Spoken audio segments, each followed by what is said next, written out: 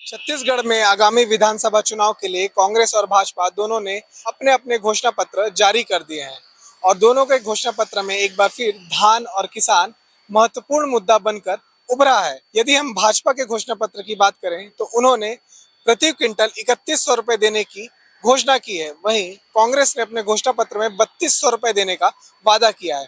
लेकिन पूरा गणित और पूरा कैलकुलेशन तब भाजपा के पक्ष में चला जाता है जब प्रति एकड़ कितने क्विंटल की धान खरीदी होगी वहां पर बात आती है।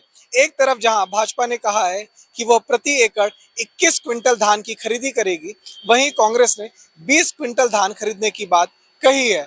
यदि हम आंकड़ों और गणित की बात करें तो कांग्रेस के यदि आंकड़े के हिसाब से जाएं तो कांग्रेस प्रति एकड़ 20 क्विंटल और 3200 रुपए के हिसाब से लगभग 1 एकड़ पर 64,000 रुपए का भुगतान करेगी। और यदि आपके पास 5 एकड़ की जमीन है और आपने 20 क्विंटल प्रति एकड़ के हिसाब से उस धान को बेचा है तो आपको 3,20,000 रुपए मिलेंगे। वहीं यदि भाजपा के कैलकुलेशन की बात करें तो 1 एकड़ में यह आंकड़ा 65,100 और 5 एकड़ के कैलकुलेशन में यह आंकड़ा 3,25,500 रुपए आता है, जो कि कांग्रेस से 5,500 रुपए अधिक है। वहीं यदि कर्ज माफी की बात करें तो कांग्रेस ने कर्ज माफी की घोषणा की है और भाजपा ने इस विषय पर कोई बात अभी तक नहीं कही है। यदि इसके बाद हम तेंदुपत्ता के विषय पर देखें तो तेंदुपत्ता के मामले में भी दोनों पार्टियों का लगभग बराबर हिस्सा दिखाई देता है। कोई खास डिफरेंस दोनों के में नहीं है।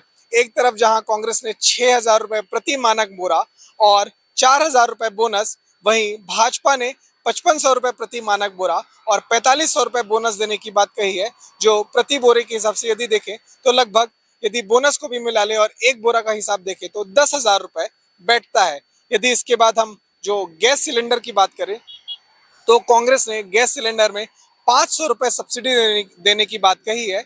वहीं भाजपा ने बीपीएल कार्ड धारकों की महिलाओं को 500 रुपए में गैस देने की बात कही है।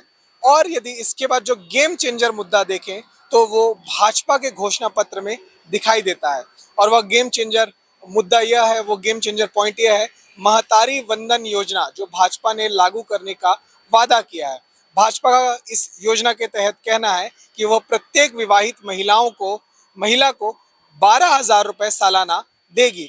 और यदि इसका अनुमान या इसका कैलकुलेशन लगाए तो आपको समझ आएगा ये कैसे छत्तीसगढ़ में गेम चेंजर हो सकता है। यदि एक घर में, एक परिवार में 3 महिलाएं हैं तो एक परिवार को प्रति वर्ष 36,000 रुपए मिलेंगे।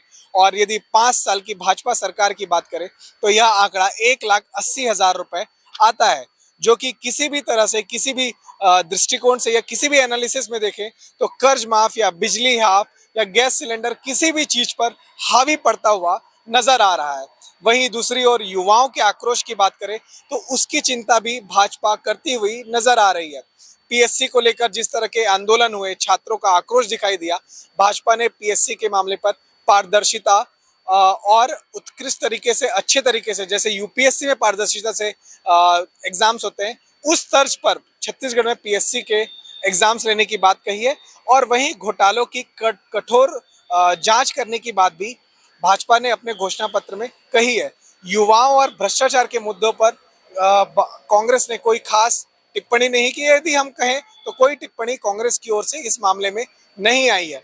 यदि हम पूरे घोषणा पत्र का एक शॉर्ट एनालिसिस करें तो इससे समझ आता है कि भाजपा को इस घोषणा पत्र से काफी एज मिला है और छत्तीसगढ़ में आगामी विधानसभा चुनाव में इस घोषणा पत्र के चलते भाजपा की जीत की संभावना भी बहुत तेजी से बढ़ती हुई नजर आ रही है।